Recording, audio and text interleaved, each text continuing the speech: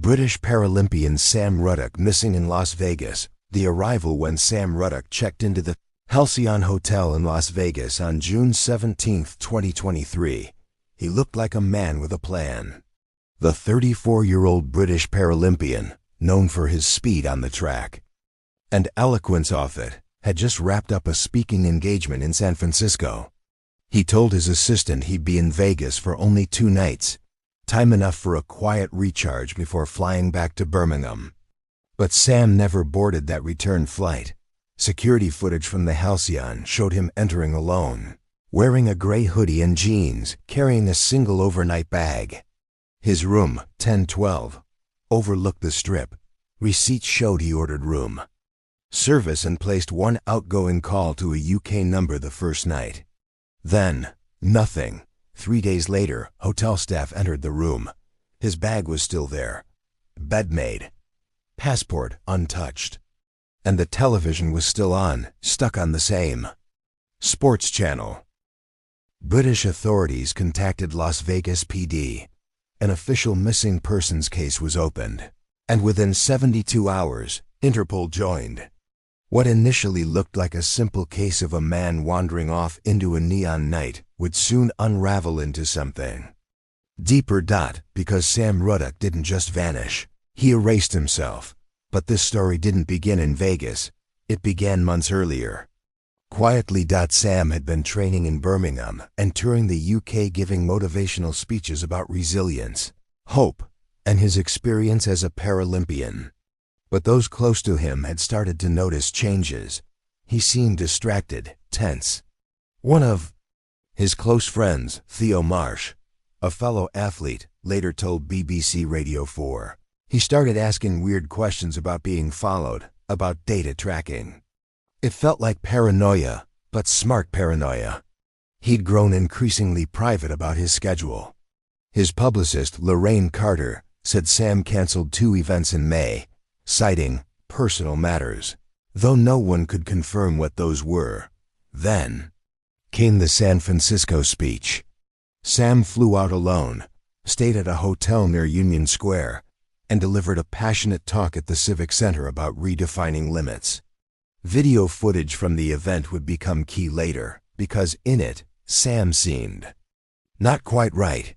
He was sweating excessively, glancing repeatedly to the side wings.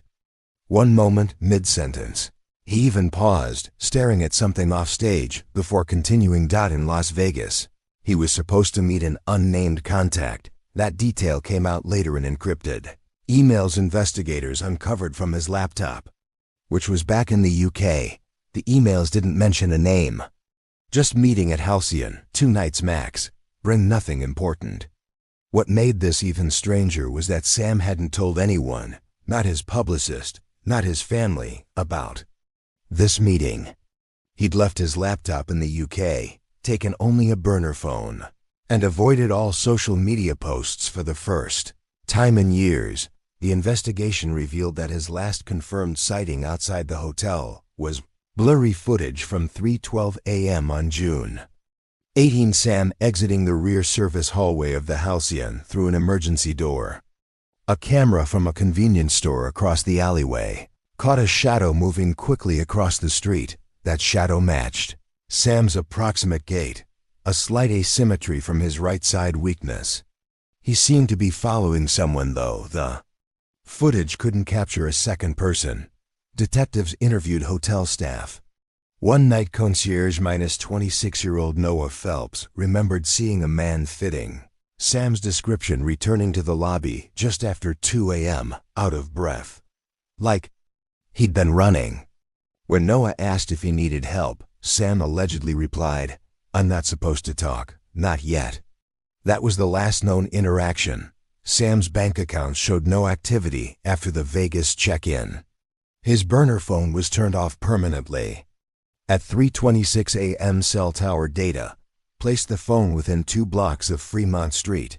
Interpol found no evidence of border crossing. His passport, found in the hotel safe, had not been used. Then came the oddest twist.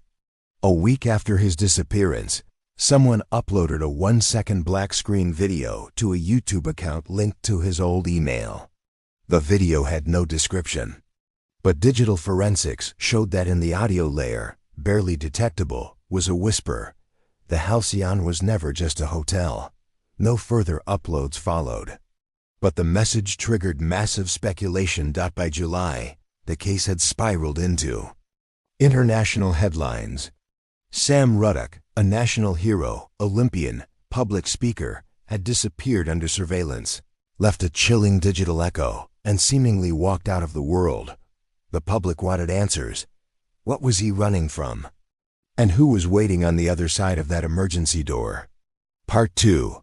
The interview tapes. 2 weeks after Sam Ruddock's disappearance, the Las Vegas Metropolitan Police Department released portions of internal surveillance footage from the Halcyon Hotel, under pressure from both the British Embassy and Interpol. But what truly turned the case was a separate cache of audio recordings, handed over anonymously to the investigators. Each file was labeled cryptically, R1, R2, R3, no metadata, no timestamps, just voices. The first voice on the recordings was unmistakably Sam's. He sounded calm, collected, but not rehearsed. "If you're hearing this, I need you to know I didn't run away," he began. "But I did walk into something bigger than I ever imagined. Something I can't walk out of without being followed forever." In a second recording, he mentioned a woman in blue. He didn't name her, but said she was part of something international. Private money, private rules. In another file, Sam admitted, "I was warned back in London by a man I thought was just a driver. He told me not to come to Vegas, that I wouldn't leave the same." The authenticity of the tapes was verified by forensic audio experts. They hadn't been altered. But how they were recorded, and by whom, was still a mystery. None of Sam's known devices were capable of transmitting encrypted voice messages of that format. Investigators believed he may have used a disposable voice recorder, possibly smuggled out by someone else at the Halcyon Hotel, now under heavy scrutiny. Finally turned over a log of unregistered guests who had accessed the executive floor that week. One name stood out, S. Leclerc, French national. No prior connection to Sam, no clear online presence. But when cross-referenced with Interpol, Leclerc came back flagged, formerly attached to a now-dissolved private security consultancy, with suspected ties to international black market surveillance tech. Detectives tracked Leclerc to a gated residence in Marseille. By the time local police arrived, the house was empty. But what they found left investigators shaken.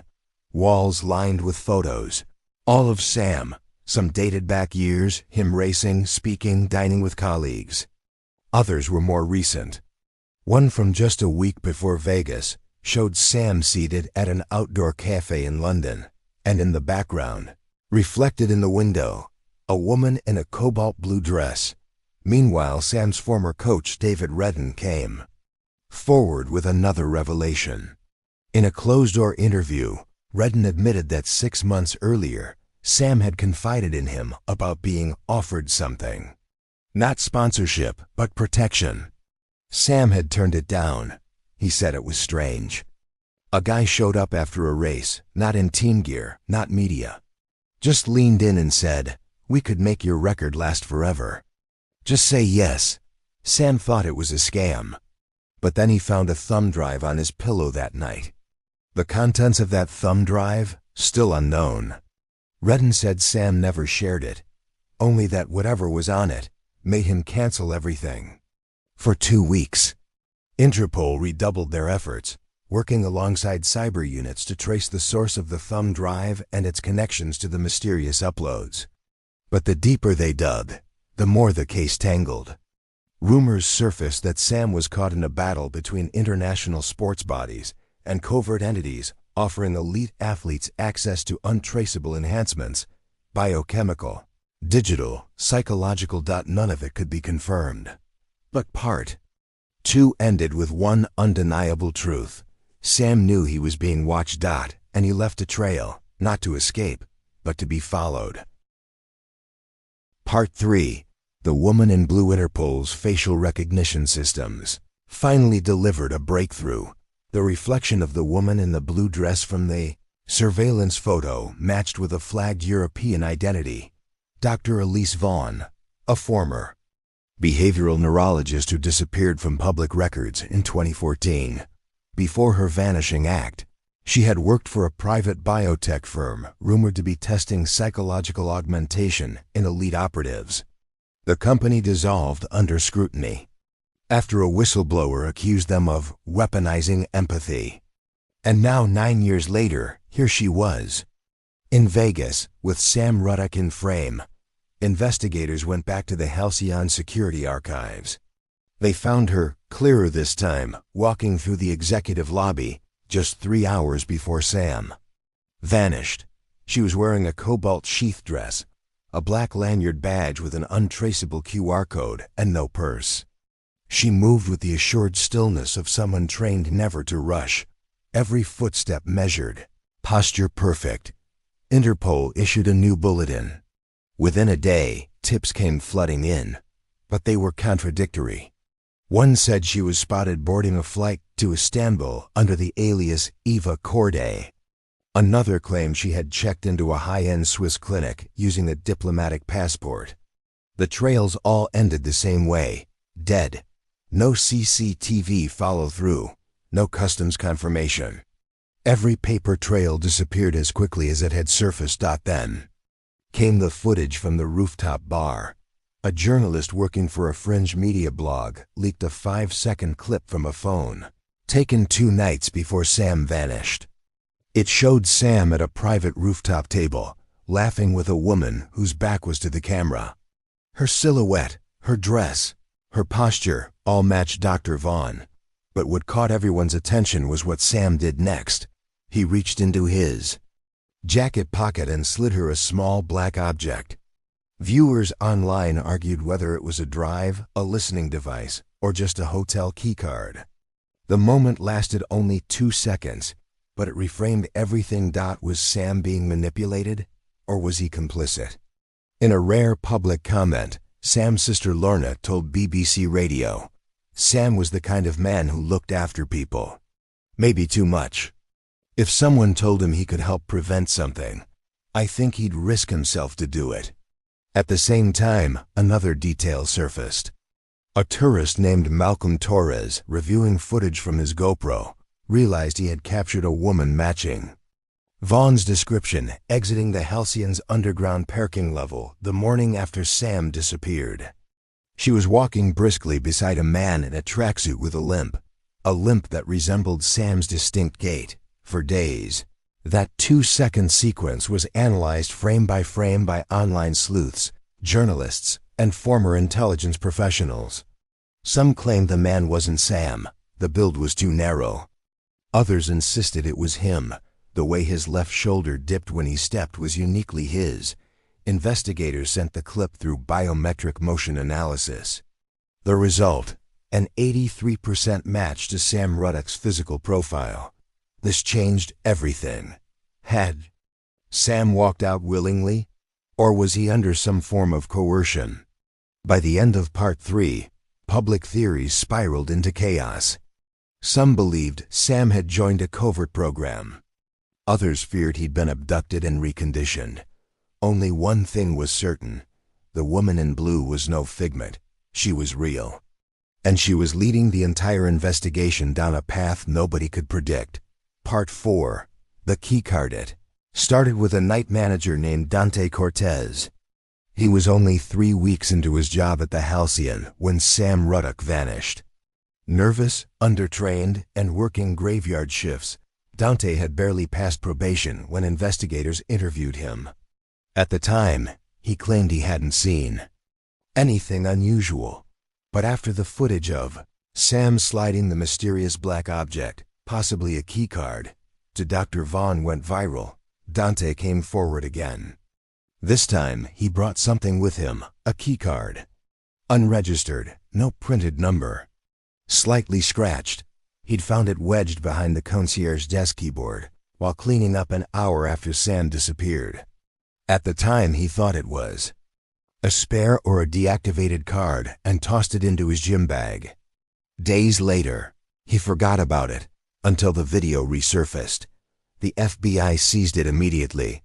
Technicians scanned the magnetic strip. It had no standard encoding, but it wasn't blank either. Deep in the data was a single line of custom access code linked to a part of the hotel that officially didn't exist. Sublevel B. According to blueprints, Halcyon had only 2 basement levels. A and CB didn't exist, not in fire code filings, not in public schematics, not even in employee manuals. They brought in the original architect of the Halcyon, a retired man in his 80s now living in Palm Springs. When shown the original schematics, he hesitated. There was a service floor, he said slowly. We built it with independent HVAC and plumbing. The client, a defense contractor group, said it was for storage and emergencies. But after 2007, we weren't allowed to access it anymore. Authorities returned to the hotel with a warrant. Deep in the elevator shaft maintenance software, they found an override function accessible only with high-level security clearance. Sublevel B could only be reached with a special sequence. Floor 12, then 5, then 9, then hold. The elevator moved. It stopped. No button lit up. The doors opened. Inside was a single hallway, narrow. Fluorescent lights buzzed overhead. Security doors on both sides had no handles, just biometric scanners. But there was one door slightly ajar. Room B-07. Inside, investigators found a small observation room, frosted glass, one-way mirror, a console with 3 monitors, all powered down, a chair, and an air vent big enough for someone to crawl through. There were 2 things left behind. The first was a black duffel bag. Inside were a pair of running shoes with orthopedic inserts, matched to Sam's prescription, a water bottle labeled with his initials, and a notebook, pages torn. The second was a USB flash drive taped to the underside of the desk. When decrypted, the drive contained only audio files minus 18 of them, numbered and date-stamped over a period of 12 days. Each file was labeled Subject Echo. The voice was clearly Sam's. The tone was calm, controlled, monotone. I understand why this is necessary. One recording said, "They told me about the experiment, about the risks. I signed. I agreed." Another, "She said my mind is built for empathy, that they can sharpen it, tune it, use it." And the last, "If you find this, I need you to know, I wasn't running, I was being run." Part 4 ended with a chill. Sam hadn't disappeared randomly, he'd been processed. And someone, somewhere had built Sublevel B for exactly that. Part 5. The clinic in Bern Interpol flagged the drive's metadata. One encryption layer included a security signature traced back to Zurich, to a defunct neurotechnology firm called Encephalon. Its records were sealed following an ethics scandal in 2011. The CEO vanished, the board dissolved. But someone had accessed those files within the last 30 days. The IP address was in Bern, Switzerland. Authorities tracked the signal to a private research institute, the Beaver Neurological Recovery Center. Outwardly, it operated as a high-end clinic for stroke rehabilitation and memory therapy.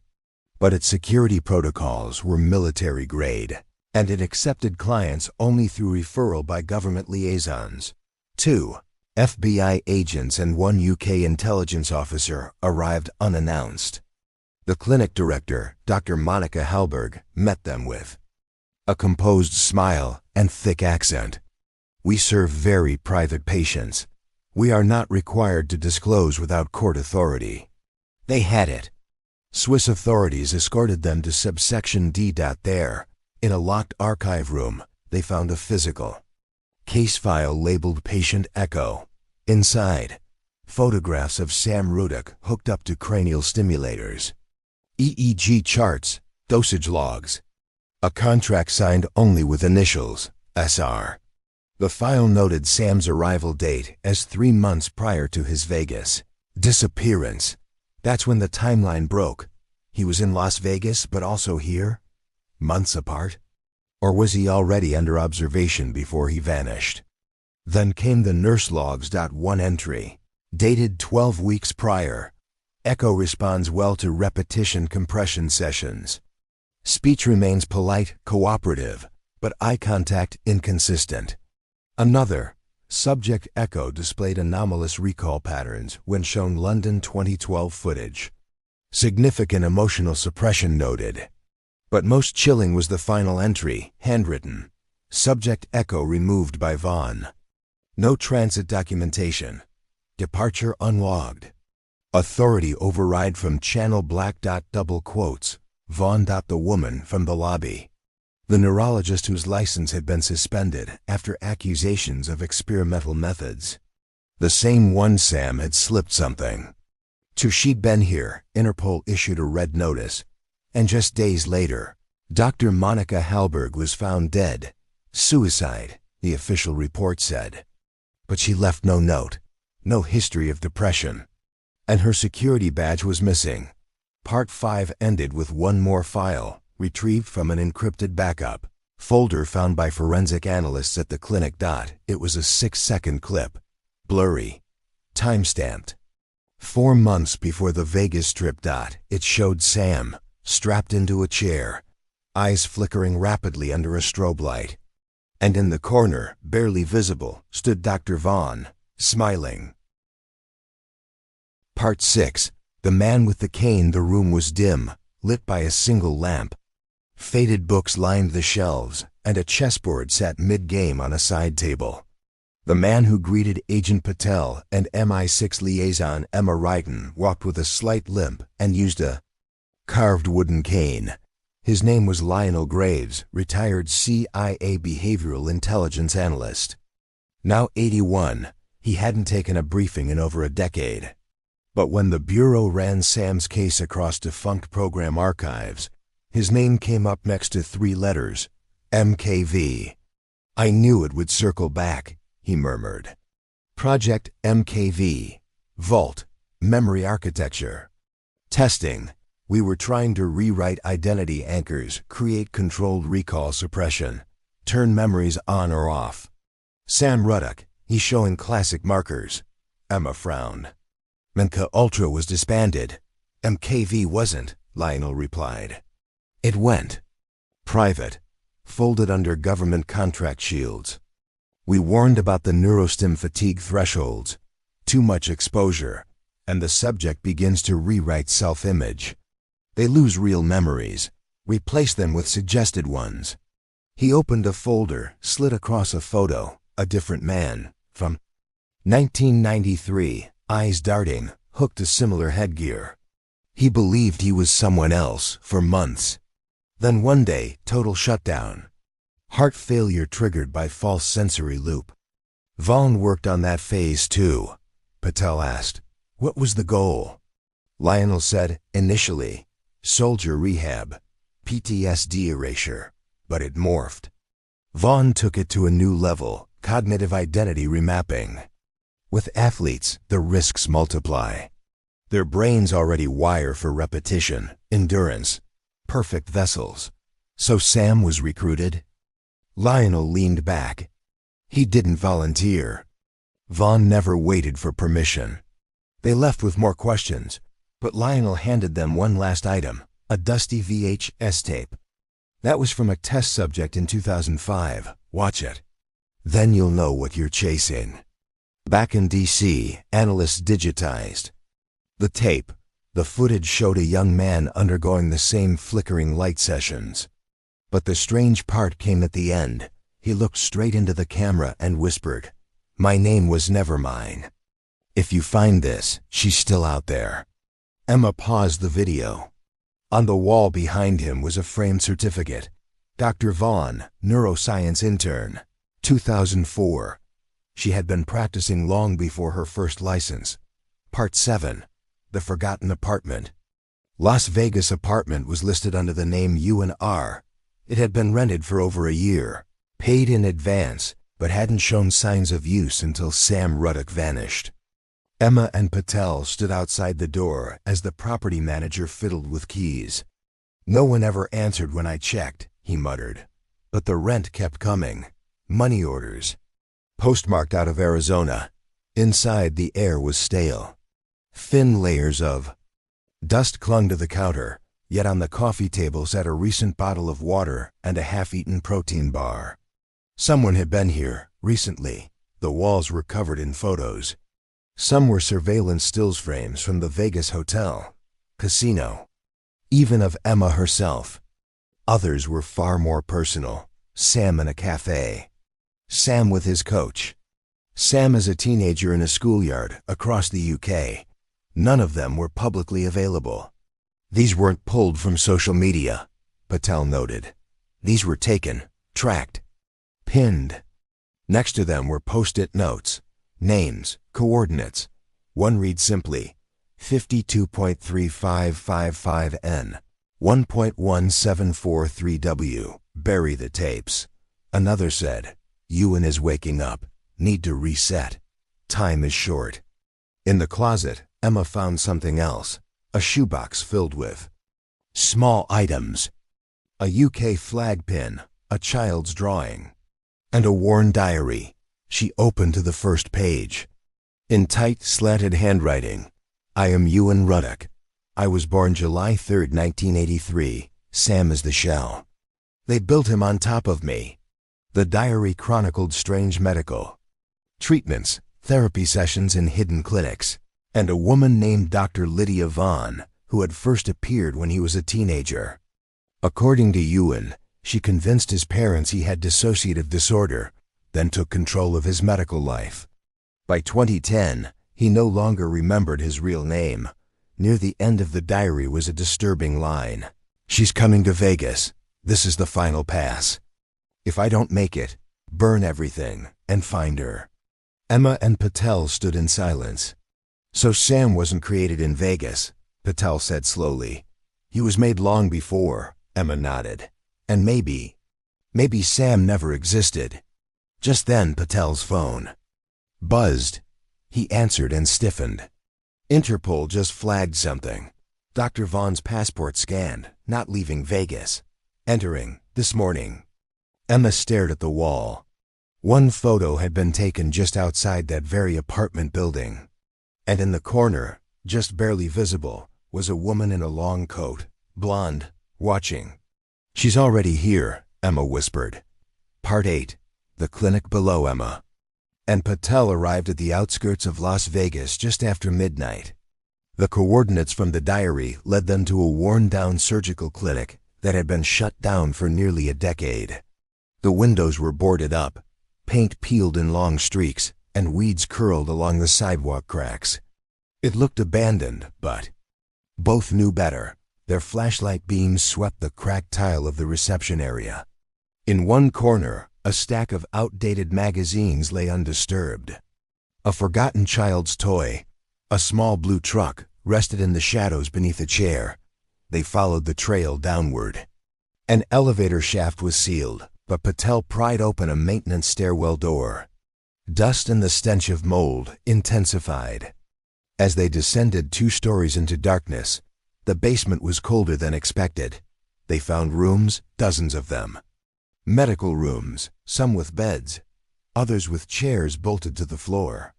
One wall held a roster of patient numbers. No names. Emma brushed her hand along a steel door, its surface still smudged from recent touch. Inside, they found what looked like a living cell, a cot, a sink. An overhead camera. Taped to the wall was a photograph. Sam, or rather Ewan, at age 15. Underneath, scrawled in red marker, were the words, "Stage 3 regression failed. Subject identity split."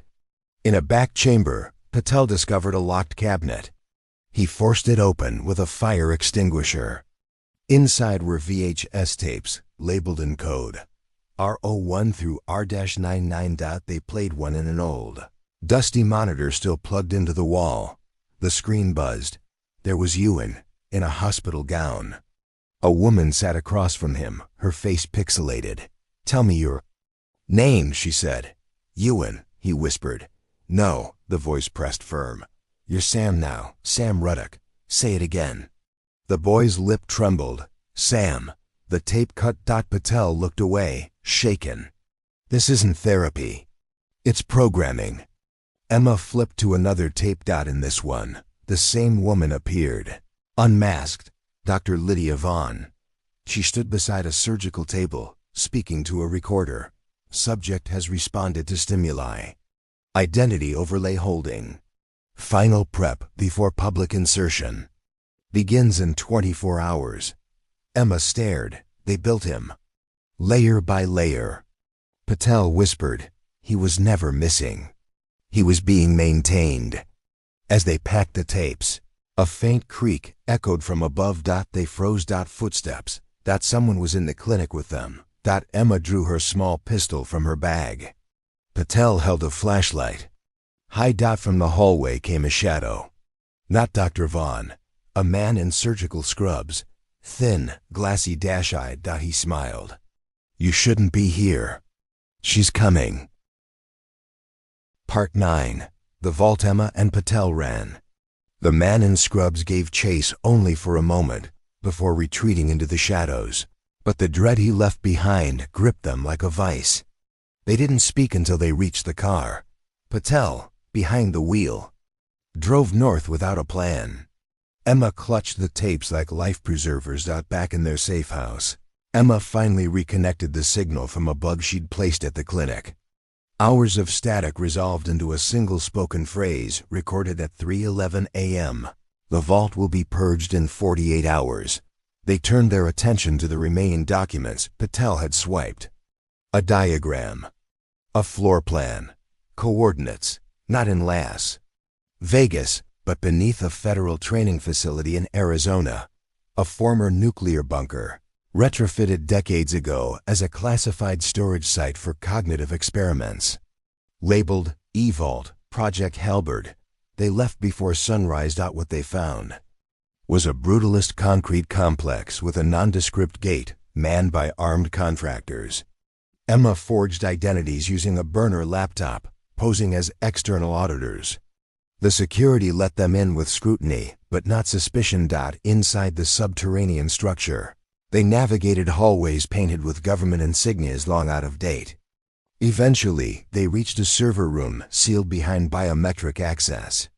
Patel faked a power surge using an old magnet trick and forced the security door open, just long enough to slip inside. What they found was beyond belief. Video logs, patient overlays, artificial memory programs. Names they recognized, not just Sam, but others, athletes, journalists, whistleblowers, all rewritten, reassigned, disappeared. Project Halberd wasn't just about Sam Ruddock. It was a full-scale identity control program. Emma found Sam's core file. Underneath it was a name they hadn't seen before, Ewan Matthews, the original, born in Derby, England. Vanished at age 11. His parents had filed missing reports. The case went cold. 2 years later, a Sam Ruddock enrolled in a school for disabled youth, one town over. They opened the digital brain scan logs, neural overlays. The process of creating Sam had started when Ewan was barely 12. They erased him. Patel whispered. Layer by layer. Suddenly, alarms blared. Someone had tripped the surveillance RIPWIRE. As the room locked down. Emma uploaded all the data onto 2 mirrored flash drives. She handed one to Patel. Split up.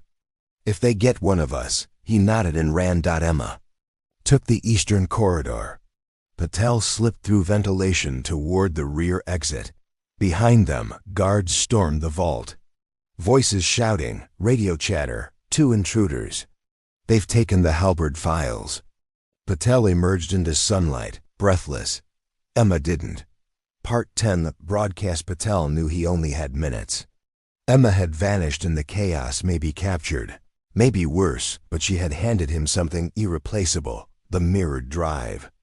Last living copy of everything Project Halberd had done. He disappeared into the desert, hitchhiking in the back of a fruit truck, sleeping in shelters, moving only at night. For 10 days he remained off-grid, circling back east toward D.C., where he knew one person who might help, an old source from his BBC days, now working at an independent digital news collective. Her name was Tasha Grant. Tasha opened the door with disbelief. "You look like hell, Patel. And if what you're carrying is what I think it is, we're all about to be on someone's watch list." They spent 3 days verifying files, running face scans, pulling tax records, tracking every individual flagged. In the Halberd program, Tasha's team built an interactive timeline, cross-referenced with missing person databases, and staged a broadcast using peer-to-peer servers across 10 countries. The plan: go live for 90 seconds. That's all they'd need. Once public, it could never be deleted. As they prepped, Patel sat alone in a quiet room. He pulled out Emma's old voice recorder, the last clip she'd made before the break-in. "If you're hearing this, it means we did our part. It means someone tried to stop us, but Sam Ewan deserves to be known. Not as a lie, but as a boy who never got a choice." Tasha entered the room. "It's time," Patel nodded. "Play it all." The feed launched. Across the globe, screens flickered with the truth. Video logs, brain scans, side-by-side comparisons of Sam Ruddock and Ewan Matthews, statements from vanished individuals restored through deep voice mimicry, and footage from the vault's biometric logs. It couldn't be denied. Social media ignited. Within hours, authorities attempted to suppress the content, but it was too late. Mirror sites sprang up. Hashtags trended. Journalists called it the biggest synthetic identity leak in Western intelligence history. The British Olympic Committee issued a vague statement. The U.S. Department of Energy denied the existence of any Halberd project. Interpol refused to comment, but the faces spoke for themselves. 3 days after the broadcast, Patel received a single unmarked envelope at Tasha's office. Inside was a photo. Emma alive, tied to a chair, eyes open, a blurred figure behind her. On the back of the photo, a handwritten message: "Some things should stay erased. We'll give you one warning." Patel stared at it. And then he stared at the camera. "We're not done."